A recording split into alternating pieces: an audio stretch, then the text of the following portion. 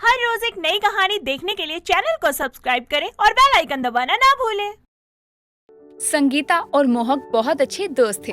मोहक एक रेस्टोरेंट चलाती थी और यहाँ वो मालकिन थी, और वहीं संगीता एक मेडिकल फैमिली से बिलोंग करती थी। दोनों एक दूसरे की मदद करते थे। ऐसे ही एक दिन मोहक संगीता को अपने रेस्टोरेंट लेकर आती है। संगीता, यहाँ तुझे जो खाना है खा ले, तेरे लिए 50% ऑफ है। मैं तेरी दोस्त हूँ, ना कि कोई कस्टमर, तो तू मुझे 50% ऑफ दे रही है। मैं तेरी बचपन की दोस्त हूँ, कम से कम कभी तो बोला कर कि तेरे लिए सब फ्री है। अच्छा ठीक है, तेरे लिए सब फ्री है, तुझे जो खाना है वो खा ले। संगीता का जो भी खाने का मन करता है वो जल्दी जल्दी ऑर्डर करती है। कुछ देर बाद संगीता का ऑर्डर आता है और वो बैठकर खाती है। कुछ देर दोनों बातें करती हैं और फिर संगीता अपने घर चली जाती है। ऐसे ही दिन बीतते हैं और एक दिन मोहक YouTube देख रही होती है। उसमें वो पेपर समोसा बनाना सीखती है और फिर कुछ दिनों बाद संगीता को बुलाती है। आजा संगीता, आज तुझे कुछ नया बनाकर खिलाती हूँ। अच्छा, ऐसा क्या बनाकर खिलाने वाली है? कोई तंदूरी चिकन बना रही है क्या? हाँ, कुछ ऐसा ही, लेकिन चिकन नहीं है, लेकिन वो तंदूरी में बना हुआ है। अब तू बातों को घुमा मत, साफ साफ बता क्या खिला रही है। आज मैंने मेरे रेस्टोरेंट में तंदूरी समोसा बनवा रही हूँ। मैंने YouTube पर देखा था, उसको पेपर समोसा भी कहते हैं। पेपर समोसा मतलब आलू को कागज में लपेट कर देते हैं या फिर पेपर का प्रिंट छाप कर? अरे ऐसा कुछ भी नहीं है, तू रुक, मैं तुझे बताती हूँ। देख, वो समोसे जैसा ही होता है, छोटा होता है और उसके बाहर का बेस बहुत पतला होता है। तो क्या हुआ, चाहे पतला बेस हो या मोटा बेस रहे, वो तो समोसा ही है ना। लोग अपने स्वाद के लिए खाते हैं, और वैसे भी लोग छोटे समोसे क्यों खाना पसंद करेंगे? तंदूरी समोसे या पेपर समोसा दोनों एक ही होते हैं, लेकिन इनको बेचने का तरीका अलग है। जैसे नॉर्मल समोसा लोग तेल में बनाते हैं, हम इसको तंदूरी रोटी की तरह बनाएंगे, ताकि इसको वो लोग भी खा सके जो डाइट पर हैं। अरे वाह, ये तो बहुत अच्छी बात है। मैं कई दिनों से सोच रही थी डाइट कर लूं, लेकिन फिर याद आता था कि मुझे बाहर की चीजें खाना भी तो पसंद है, और वो खाऊंगी तो डाइट नहीं कर पाऊंगी। लेकिन तूने इसका अच्छा जुगाड़ कर दिया। मोहक संगीता को YouTube दिखाती है, जिस पर उसने तंदूरी समोसा बनाना सीखा था, और संगीता उसको ध्यान से देखती है और सब समझ जाती है। ऐसे ही दिन बीतता है। मोहक अपना रेस्टोरेंट तंदूरी समोसे से भी भर देती है, और मोहक के रेस्टोरेंट में तंदूरी समोसा खाने के लिए बहुत भीड़ होने लगती है। ऐसे ही एक दिन एक ग्राहक आता है। मैडम, आपने ये बहुत ही अच्छा किया कि आप बिना ऑयल के ना समोसे बनाती हैं।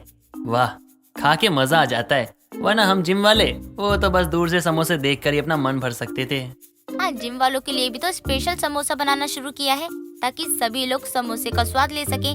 ये ज्यादा नुकसान भी नहीं करेगा। बिल्कुल जी। ग्राहक इतना बोलकर अब समोसा लेकर खाने लगता है। धीरे धीरे मोहक की ग्रोथ बहुत ज्यादा होती है और कुछ दिन ऐसे ही निकल जाते हैं। मोहक की दुकान अच्छी चल रही थी कि तभी बारिश का मौसम आता है। उसके तंदूरी समोसे धीरे धीरे बंद हो जाते हैं। ऐसे ही एक दिन संगीता मोहक के रेस्टोरेंट में आती है। मोहक, आज मुझे तू अपने रेस्टोरेंट का तंदूरी समोसा खिला दे। आज मौसम भी अच्छा है और मेरा मन भी कर रहा है। ये बारिश की वजह से तंदूरी समोसा बंद हो गया है। तंदूर में डालने के लिए तो कोयले लाए थे, वो बारिश में गीले हो गए, जिससे कि तंदूरी समोसा भी बंद हो गया। लेकिन इन कुछ महीनों में मैंने तंदूरी समोसे से बहुत पैसा कमा लिया है। मैं बहुत उम्मीद से आज समोसा खाने आई थी, लेकिन तूने तो मेरी सारी उम्मीद के टुकड़े टुकड़े कर दिए। चल छोड़, मैं चलती हूँ। संगीता इतना बोलकर वहाँ से चली जाती है। संगीता को तंदूरी समोसे खाने का बहुत मन करता है और वो जल्दी से अपना फोन लेती है और तंदूरी समोसा बनाने की रेसिपी देखती है और खुद से बोलती है, अरे वाह, ये तो सही मिल गया कि तंदूरी समोसा मैं अब ऐसे नॉर्मल माइक्रोवेव में भी बना सकती हूँ, और अलग अलग तरीके से। इसमें तो ड्राई फ्रूट डालकर भी तंदूरी समोसे बनाना सिखाया गया है। एक काम करती हूँ, दोनों थोड़ा थोड़ा बना लेती हूँ। संगीता जल्दी से मार्केट जाती है और समोसे बनाने के लिए सामान लेकर आती है। घर में आकर वो YouTube पर देखकर समोसा बनाती है और अपने पति मदन को देती हुई बोलती है, ये लीजिए, ये समोसे खाकर बताइए कि कैसे बने हैं। इतने बड़े समोसे और इतने पतले समोसे, इनकी गैस निकाल दी है क्या तुमने? अरे नहीं नहीं, कैसी बातें कर रहे हो? भला समोसे की भी गैस निकलती है क्या? क्या पता, औरतें तो कुछ भी कर सकती हैं। खैर जाने दो, मुझे तो खाने से मतलब है, चाहे समोसे पतले हो या मोटे हो या फिर छोटे हो, मैं बस खाऊंगा। मदन इतना बोलकर एक समोसा लेता है और खाता है। उसको समोसे बहुत पसंद आते हैं और वो जल्दी से सारे समोसे खा जाता है और बोलता है, अरे वाह, ये समोसे तो बाकी समोसों से अलग हैं, बिल्कुल अलग। आय हाय, ना तेल है ना कोई फैट, बिल्कुल अलग है। मुझे तो लगता है तुमको अपनी दुकान खोल लेनी चाहिए। हाँ, तुम सही कह रहे हो, लेकिन अभी नहीं। जब तक बहुत अच्छे से बनाना सीख नहीं जाती तब तक तो बिल्कुल भी नहीं। तुम एक काम करो, समोसे रोज बनाओ और मुझे खिलाओ। इसी बहाने तुम समोसे बनाने में माहिर हो जाओगी और मुझे रोज समोसे खाने को मिल जाएंगे। मदन के कहने पर संगीता रोज रोज समोसे बनाती है और मदन को खिलाती है। ऐसे ही दिन बीतते हैं और संगीता अपनी समोसे की दुकान खोल लेती है। और ऐसे ही एक दिन संगीता के घर पर मोहक आती है और बोलती है, मैंने जब से तंदूरी समोसे बनाना बंद किया है, मेरा रेस्टोरेंट तो बिल्कुल भी नहीं चल रहा है। अच्छा, तो आज तू क्या कर रही है? कोई और काम है या कुछ और? कुछ भी नहीं, लेकिन तू ये बता, आज तू क्या कर रही है? तू ना कॉल करती है और ना ही तू मिलने आती है। कुछ भी नहीं, बस हमेशा की तरह घर में ही रहती हूँ क्योंकि थोड़ी तबीयत ठीक नहीं थी। अच्छा ठीक है, मैं चलती हूँ, अगर होता है तो मैं बताती हूँ। मोहक इतना बोलकर वहाँ से चली जाती है और संगीता अपने काम में लग जाती है। शाम होती है और वो अपनी दुकान खोल लेती है। कुछ दिनों तक तो लोग संगीता की दुकान पर नहीं आते, लेकिन जैसे जैसे दिन बीतते हैं लोगों का जमावड़ा उसकी दुकान पर होने लगता है। ऐसे ही दिन बीतते हैं और संगीता की तंदूरी समोसा अब बहुत ज्यादा फेमस हो जाती है और मोहक तक ये बात भी पहुंच जाती है। ये सुनकर मोहक को बहुत गुस्सा आता है और वो संगीता को जाकर बोलती है, तू ना बड़ी धोखेबाज निकली। एक तो मेरा रेस्टोरेंट नहीं चल रहा है और ऊपर से कस्टमर आते थे वो भी तेरी वजह से आना बंद कर दिए हैं।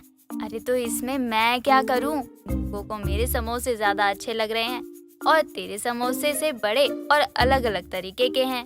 देख संगीता, तू ये अच्छा नहीं कर रही है। मैं तुझसे बिल्कुल भी बात नहीं करूंगी। मैंने ही तुझे सिखाया और तूने मुझे ही धोखा दिया। इतना बोलकर गुस्से में वहाँ से चला जाता है और दोनों के बीच में एक तंदूरी समोसे के चक्कर में दरार आ जाती है। ऐसे ही वक्त गुजरता है और एक तरफ संगीता पैसा कमा रही थी तो दूसरी तरफ मोहक की दुकान बंद होने को थी। और एक दिन ये बात संगीता को पता चलती है और उसे बुरा लगता है। वो मोहक के पास जाती है और बोलती है, मोहक, मुझे बहुत बुरा लग रहा है कि तेरी दुकान बंद हो रही है। तुझे बुरा क्यों लग रहा है? तुझे तो खुश होना चाहिए ना। तू अंधा पैसा छाप रही है ना अपनी दुकान में। अरे मैं ये समोसे बेचकर बोर हो गई हूँ, इसलिए तो मैं तेरे पास आई हूँ ताकि रेस्टोरेंट दोबारा से चला सके। चल गुस्सा थूक दे और मुझसे बात कर। मोहक संगीता की बात बिल्कुल भी नहीं सुनती। संगीता मोहक को मनाती रहती है और कुछ दिनों बाद मोहक मान भी जाती है। फिर संगीता उसको सब कुछ बताती है और वो दोनों दोबारा दोस्त बन जाते हैं। संगीता और मोहक दोनों मिलकर अब रेस्टोरेंट को चलाते हैं। संध्या एक गरीब औरत थी, लेकिन वो हमेशा अमीरी के सपने देखती थी। अपनी तीनों बेटियों को पालते हुए वो कभी कभार अपनी किस्मत को आजमाने के लिए लॉटरी की टिकट खरीद लिया करती थी, जिसके चलते एक दिन उसकी लॉटरी लगती है, वो भी 1-2 लाख की नहीं, पूरे 2 करोड़ की। जिसके बाद संध्या अपनी चौल में अपनी खुशी सबको दिखाते हुए कहती है, ए विमला कमला, देखो मैं अमीर हो गई। अरे गरीबी के दिन गए रे भैया, अब तो अमीरी आयो रे। अरे मेरी बेटियों किरण, सोना, रावी, बाहर आओ, अब तुम अमीर माँ की बेटियाँ हो गई हो। अपनी माँ की इतनी तेज आवाज सुनकर तीनों बाहर आती हैं और अपनी माँ को मोहल्ले के सामने ऐसे जश्न मनाते देखकर किरण कहती है, माँ आप अंदर चल के बात करो, ऐसे क्यों मोहल्ले वालों के सामने चिल्ला चिल्ला के बोलती हो? अरे मेरी गरीबी का मजाक बनाने वालों को पता लगे ना कि अब मैं गरीब नहीं रही, अमीर हो गई हूँ। संध्या का शो ऑफ देखकर मोहल्ले वाले चिढ़ने लगते हैं और कहीं न कहीं ये बात गलत कानों में भी पड़ती है कि संध्या की लॉटरी लगी है। जिस दिन उसको लॉटरी के पैसे मिलते हैं उस दिन संध्या के घर रात को चोरी हो जाती है। चोर सफाई से संध्या की अलमारी खोलकर सारे पैसे लेकर निकल लेते हैं और सुबह अपनी अलमारी का ताला टूटा देखकर संध्या चिल्लाती हुई कहती है, हाय राम, चोरी हो गई, मेरा सारा पैसा चोर ले गया। हाय राम, क्या करूं? मनहूस लोगों ने नजर लगा के मेरा पैसा चुरवा दिया रे। भगवान उन चोरों और नजर लगाने वालों को कभी सुखी नहीं रखेगा। आग लगेगी उनकी खुशियों में। माँ बस करो, लॉटरी का पैसा था वैसे भी, हमारा खुद का कमाया नहीं जो आप इतना दुख जता रही हो। हाँ माँ, दीदी सही कह रही है। मुझे तो वैसे ही अजीब सा लगता है बिना मेहनत का पैसा खर्च करना। और आप चिंता क्यों करती हैं? आपकी बेटियाँ देखना एक दिन इतनी काबिल बनेंगी कि अपनी मेहनत और काबिलियत के पैसे से ना आपको अमीर बनाएंगी। वो पैसा कोई नहीं चुरा पाएगा, क्योंकि पैसा एक पल को कोई चुरा भी लेगा, लेकिन हमारी काबिलियत नहीं। हाँ माँ, इसलिए आप इस लॉटरी के पैसे जाने का दुख मत मनाओ। हो गया तुम तीनों का ज्ञान। गरीब की बेटियां कभी सफल नहीं हो सकती, उनको कोई चमत्कारी अमीर बना सकता है। और हमारे साथ वो चमत्कार हुआ था, लेकिन किसी कलमुहे ने उस चमत्कार को अभिशाप बना दिया। संध्या के घर से आने वाली आवाजें सुनकर पड़ोसियों के कान खुल जाते हैं और उनको भी पता चलता है कि संध्या के पैसे चोरी हो गए हैं, जिसके चलते बाहर दरवाजे पर खड़ी संध्या की पड़ोसन कमला कहती है, अरे विमला बहन, वो कहते हैं ना, अगर किसी के पास कुछ ज्यादा आ जाए तो उसका घमंड नहीं करना चाहिए। अब बताओ, मोहल्ले में खुद चीख चीख के लॉटरी की बात बताई, चोरी तो हो रही थी। कमला की बातें जब संध्या के कानों में पड़ती है तो वो चिढ़ते हुए अपनी बेटियों से कहती है, सुन लिया? अरे पैसा तो गया और इज्जत थी जो वो भी चली गई। अब तो एक ही रास्ता है कि तुम तीनों किसी अमीर लड़के को फंसा के शादी कर लो और मुझे इस गरीब की जिंदगी से छुटकारा दिलवाओ। माँ आप कैसी बातें करती हो? अरे हमें अपने ऊपर और अपनी मेहनत पर पूरा भरोसा है। हम तीनों बहनें आपको मेहनत करके सफल होकर दिखाएंगी। हाँ तो तुम तो कल्पना चावला लग रही हो ना, जो मेहनत करके दिन बदलोगे। गरीब गरीब ही रहते हैं, गरीबी में पैदा होते हैं और गरीबी में ही मर जाते हैं। इतना बोलकर संध्या वहाँ से पुलिस स्टेशन जाती है और अपने घर चोरी की कंप्लेंट लिखवाती है। तो वहीं अब मोहल्ले वाले भी संध्या के हालातों के चलते उसकी बड़ी बड़ी बातों का मजाक उड़ाया करते थे। लेकिन सबसे अलग संध्या की तीनों बेटियां अपनी पढ़ाई में लगी रहती थी, जिसके चलते एक शाम रावी अपनी पढ़ाई के लिए कुछ पैसे मांगते हुए अपनी माँ से कहती है, मुझे 1000 रुपए की जरूरत है। इतने समय से मैं जिस एग्जाम की तैयारी कर रही थी, उस एग्जाम का फॉर्म निकला है, तो रजिस्ट्रेशन फीस 1000 रुपए है, दे दो। तुम तीनों बहनों ने मुझे क्या बड़े खानदान की विधवा बहू समझ रखा है क्या? अरे इतने पैसे होते तो एक लॉटरी की टिकट और खरीद लेती, यूँ गरीबी में जिंदगी ना गुजारती। माँ, कब तक किस्मत से पैसा आने का इंतजार करोगी? आपकी गरीब बेटियाँ अपनी मेहनत करके कुछ हासिल करना चाहती हैं, तो उन्हें सपोर्ट करो ना। देख रावी, मेरे पास पैसे नहीं है, इसलिए जा यहाँ से। रावी और संध्या की बातें किरण सुन लेती है और अपनी बहन रावी को बुला कर कहती है, ये ले रावी 1000 रुपए, अपने एग्जाम का फॉर्म भर लियो समय से। दीदी, आपके पास ये पैसे कहाँ से आए? एक यूट्यूब चैनल के लिए इंटरव्यू लिया था एक इंसान का, तो उसी ने दिए। अभी किसी अच्छे न्यूज चैनल पर नौकरी नहीं लगती, तब तक तो ऐसे कुछ न कुछ करके पैसे जोड़ने ही पड़ेंगे ना। देखना दीदी, हम तीनों गरीब बहनों की मेहनत रंग लाएगी, बस हमें मेहनत करना नहीं छोड़ना। किरण और रावी और सोना अपनी मेहनत करना नहीं छोड़ती, भले ही उनकी माँ उन्हें सपोर्ट करे या ना करे, और उनकी मेहनत एक दिन रंग लाती है। सोना की नौकरी एक मल्टीनेशनल कंपनी में लगती है और वो घर आकर अपनी माँ और बहनों को खुशी से ये बात बताती है, रावी, किरण दीदी, माँ मेरी नौकरी लग गई है, मेरा सपना पूरा हुआ, एक MNC कंपनी में काम करने का। आखिर मेरी मेहनत रंग ही लाई। अरे वाह, अच्छा अब ये बता, तुझे हर महीने कितने पैसे मिलेंगे? माँ अभी तो 40,000 मंथली सैलरी है, लेकिन 1 महीने बाद मेरा काम देखा जाएगा और काम अच्छा रहा तो मेरा पैकेज बढ़ जाएगा। पैकेज नहीं, तनख्वाह बढ़वा लिया उसके बदले। खैर मैं तो खुश हूँ आज। हाँ माँ, हम सब खुश हैं। अब बस मेरी रावी और मैं, हम दोनों की मेहनत का मूल्य भी मिल जाएगा हमें। अरे तुम दोनों के लिए अच्छे बड़े घर का रिश्ता देख दूं। पैसे वाले घरों में आजकल गरीब लड़कियों की ज्यादा जरूरत होती है। तुम ऐसे घर में जाओगी तो राज करोगी। माँ, हमें कोई शॉर्टकट नहीं अपनाना, हमें हमारी मेहनत और काबिलियत ही आगे लेकर जाएगी, और कोई नहीं। सोना की नौकरी लग गई थी और रावी अपने एग्जाम दे चुकी थी। ऐसे ही एक दिन जब रावी और किरण घर में बैठी खाना खा रही थी, तो किरण के फोन पर एक कॉल आता है, जिसे सुनकर किरण उछलते हुए कहती है, रावी रावी रावी, तेरी बहन को जॉब मिल गई, वो भी आज के सबसे बड़े न्यूज चैनल पर। कल तक न्यूज चैनल से फोन आया था। उन्होंने कहा कि उन्होंने मेरा एक इंटरव्यू किसी यूट्यूब चैनल पर देखा। उनको मेरा बात करने का तरीका इतना पसंद आया। मेरी क्वालिफिकेशन जानने के बाद उन्होंने सीधा मुझे एक न्यूज एंकर की जॉब दे दी। वाह दीदी, आपने तो सीधा 9 बॉल पर 6 मार दिया। ना रिपोर्टर, ना एडिटर, सीधा एंकर। अब तो आप टीवी पर आओगी। वाह दीदी, I am so happy for you. Sandhya अपनी बेटी किरण के बारे में सुनकर बहुत खुश थी और आखिरकार उसे ये समझ आता है कि उसकी सोच कितनी गलत थी कि गरीब की बेटियां गरीब ही रहेंगी और कभी सफलता नहीं पा पाएंगी, जिसके चलते वो किरण से कहती है, किरण बेटा, मुझे माफ कर दे।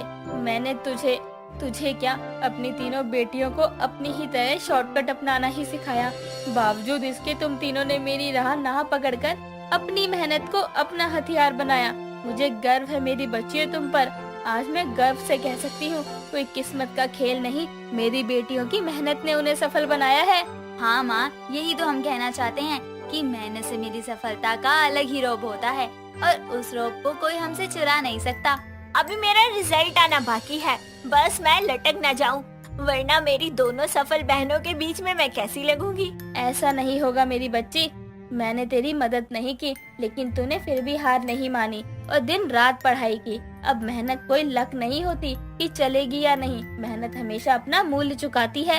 रावी और किरण की जॉब के चलते संध्या अपनी चौल वाला घर छोड़ देती है और एक अच्छे से मोहल्ले में आकर शिफ्ट होती है। और फिर एक हफ्ते बाद रावी के एग्जाम का रिजल्ट आता है और उसने भी एग्जाम में टॉप किया था, जिसके कारण उसका इंटरव्यू लेने न्यूज चैनल वाले आते हैं, जहां किरण भी अपनी बहन का इंटरव्यू लेने अपने चैनल की तरफ से आती है और रावी से सवाल करते हुए कहती है, रावी जी, आपने इतने लोगों को पीछे छोड़ इस एग्जाम में टॉप किया। आपकी मेहनत के पीछे की कहानी हमारे दर्शकों से साझा करें। मेरी मेहनत अकेली की मेहनत नहीं है। मैं एक गरीब माँ की बेटी हूँ और मेरे साथ मेरी 2 बहनें और हैं, जिन्होंने मुझे हर कदम पर सपोर्ट किया और आज यहाँ तक पहुँचना उनका यकीन और मेरी मेहनत है। गरीब बेटियाँ भी मेहनत करके सफलता को छू सकती हैं और इसका उदाहरण मैं और मेरी बहनें हैं। Thank you Kiran the, thank you सोना दी एंड थैंक यू माँ। आप तीनों का सपोर्ट ही मुझे यहाँ इस मुकाम पर ले आया है। रावी के इंटरव्यू के बाद संध्या की आंखों के आंसू नहीं रुकते।